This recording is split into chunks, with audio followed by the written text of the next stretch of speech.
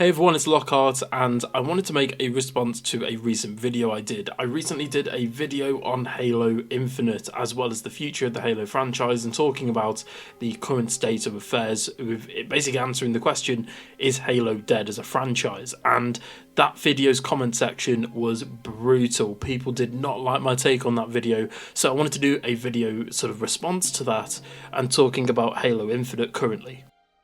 So to get ready for the recent video I did, I had to play Halo Infinite again, and I haven't played Halo Infinite probably since early 2022, properly at least with my friends. I, at launch, had really mixed feelings on Halo Infinite. The game, at the end of the day, you know, this isn't my opinion, this is fact. 343 Industries promised a lot of things pre-launch of Halo Infinite, both for the campaign and multiplayer, and things just weren't. They basically lied and had to cancel and delay a lot of things. Forge got delayed, Split Screen got cancelled, Co-op got delayed, and then I think got cancelled and then came back eventually. And I think Co-op actually is in the game now, which is brilliant. But again, it should have been there at launch. Firefight was nowhere to be seen, which again is now in the game. And I think has only actually come out recently, hasn't it? I think Firefight only came out, a couple months ago, which is pretty mental to think about for a Halo game. But Halo Infinite for me at launch was a mess. You had things like the storefront, for example, being way too expensive and completely absurd prices, as well as the fact that you couldn't really easily earn credits for the store like you can in something like Fortnite, for example. But recently, I went in and played Halo Infinite. I played it for a good 5 hours. I replayed the campaign on Legendary, but in my opinion, so this is going to go into a bit of a rambly take here, but in my opinion, the campaign's fine for Infinite. I don't think it's one of the best. Like, it's nowhere near something like Halo 2, 3, and Reach, but at the same time, it's leagues better than Halo 4 and Halo 5, in my opinion. It's a much more condensed story, something like Halo 4, where it doesn't really harken too much back to the overall arching narrative of Halo, but it tells a sort of condensed story about the weapon, Master Chief, a little bit including, you know, the Forerunners, but mostly focusing on the Banished. But in terms of like actual gameplay and gameplay mechanics, I really enjoyed things like the grappling hook and the new abilities. I think that they did abilities right in Halo Infinite. I think it's probably the best ability Halo game that we've had, to be honest. I think it's a nice combination of classic Halo and something like Halo Reach with the Spartan abilities in that game. It doesn't overreach and it doesn't overstay its welcome and completely break the game like Halo 5 Guardians did. So in terms of gameplay, campaign and story, I think they did a good job. I mean, okay, the campaign isn't perfect. The fact that Atriox is basically nowhere to be seen in-game, and they're probably saving him for the next Halo game or a future title, which is fine. And there were some very confusing things with, I guess, alluding to time travel and the history of Atriox going back and things like that. But yeah, and they also did they had to basically completely retcon Cortana at the end to say that, I think that was 343, I think, trying to say, look, we're sorry, we know we messed up Cortana in 5, we've now fixed her, end of story. I think all that's fine, but for me, multiplayer was the biggest issue with Halo Infinite, and I'm very excited to say that for the first time in a very long time, me and my group of friends, we're talking the group of friends that played Halo Reach together, actually all hopped on and played Halo Infinite, and we all enjoyed it. I haven't played Halo Infinite, I think, since probably launch, or just after, like, you know, a few weeks after launch, I stopped playing, and I very nearly fell in love with Halo again. That was that was the thing, to be honest, because I've been sort of in and out of Halo for the longest time now. I think the last Halo game that I properly enjoyed was Halo Reach. Yes, there's the Master Chief Collection, but I'm not counting that. I'm counting sort of, you know, pure like standalone titles for this video. But in terms of gameplay, Halo Infinite multiplayer is fantastic. I think that the fact that you've got Forge mode and obviously remasters of certain maps, and the fact that Forge mode exists in its current state, I'd argue and say this is probably the best version of Forge we've ever had, to the point where people are now making the entirety of Halo campaigns in Forge, and they are playable in Infinite, which is brutal and mental. And then, of course, you've got things like Duck Hunt, and you've got all the classic Forge games. You've got like Demolition Derby, you've got Robot Wars, you've got all those classic modes that have been there since Halo 3. So I think Forge mode is fine. I also played Firefight, Firefight King of the Hill to be more specific, whereas I would prefer Firefight to go back to a sort of classic gameplay standpoint, something akin to ODST, or maybe even bring in elements from something like Horde mode from Gears of War, where you can buy traps and lay turrets and things like that. I think that'd be a great idea for Firefight mode, but I've got to be honest, from what I played here, I thought it was fine. I thought Firefight was great. I mean, again, there's not really too much you can do to completely mess up Firefight mode, to be honest, from 343's developmental standpoint, and I thought it was fine as a game mode. I'm also really happy to see this was a point that I made to bring up in my original video that I did the other day, was the modes.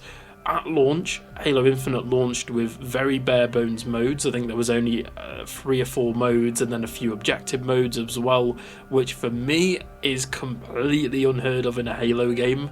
The fact that Halo Infinite launched without things like Infection and Griffball, for me just doesn't sit well, it just doesn't feel right.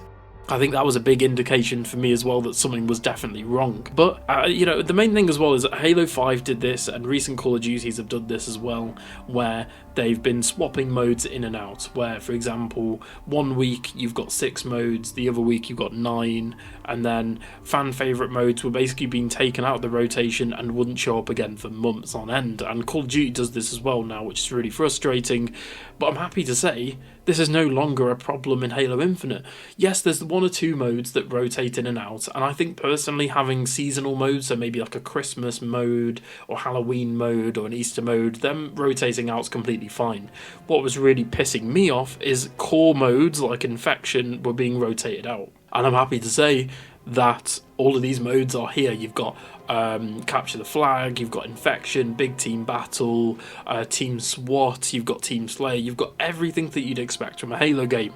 And that's fine. Unfortunately, though, it took them 5 seasons to do it, which I think is a bit of an oof statement there. But Halo Infinite, in its current state, is fantastic. And I keep forgetting to mention this as well, that Halo is now free to play, which is really odd to say, to be honest. I mean, I've got Halo Infinite on disc because I bought the collector's edition, but for me, I've got no problem with Halo Infinite being free to play. Again, that means that it's the entry barrier is a lot lower, and people can basically go in and play Halo for the first time. A lot of people in the comment section were telling me that they've played this, that was the first Halo game was Infinite, which is, for me, a bit mental, for the fact that my first Halo game was Halo 2. So seeing a lot of people now enjoying Halo is great, and I think what a lot of people, especially new fans, don't understand is 343 have done a lot of things wrong. Halo 4's campaign, as well as multiplayer, wasn't great. Then you had the Master Chief Collection, which launched in a near unplayable state.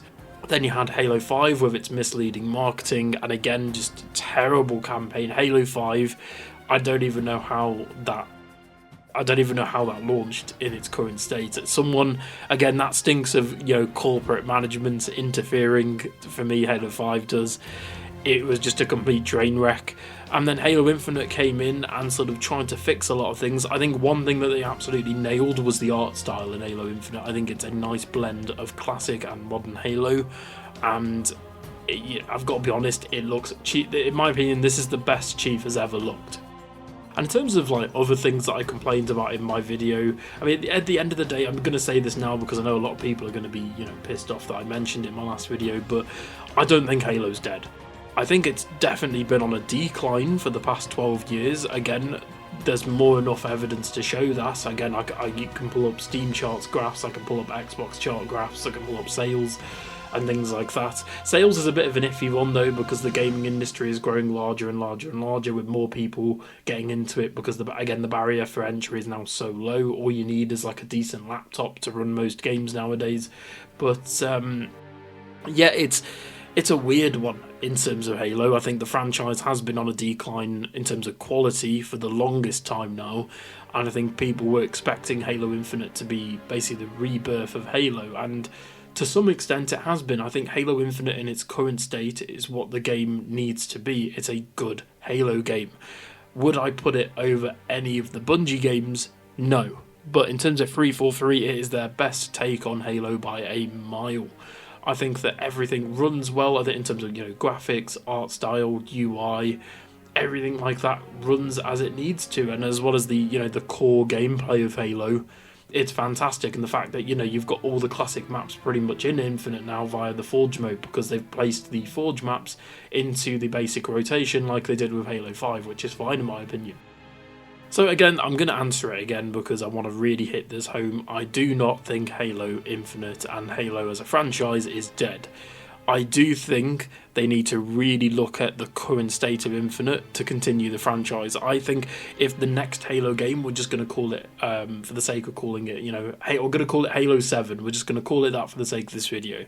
But what if, for the next Halo game, they went in and at launch, they had all the multiplayer maps you wanted, they had Forge mode, they had Firefight, they made it free to play and had seasons again, and they had fantastic gameplay and gunplay, and pretty much ported. I wouldn't mind if they did a Halo Infinite 2, and essentially just made Halo Infinite 2, but make it a bit better. They maybe make the story more cohesive, because I think that's one thing 343 have not done well.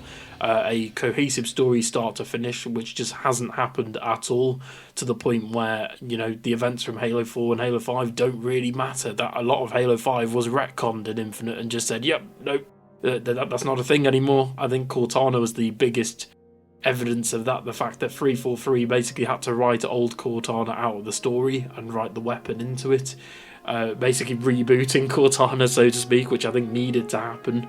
I think they had written themselves into an absolute ditch with Cortana, which thankfully they've now fixed. But in terms of where the franchise goes next, I think if they just carry on as they're doing right now, I think they'll be fine.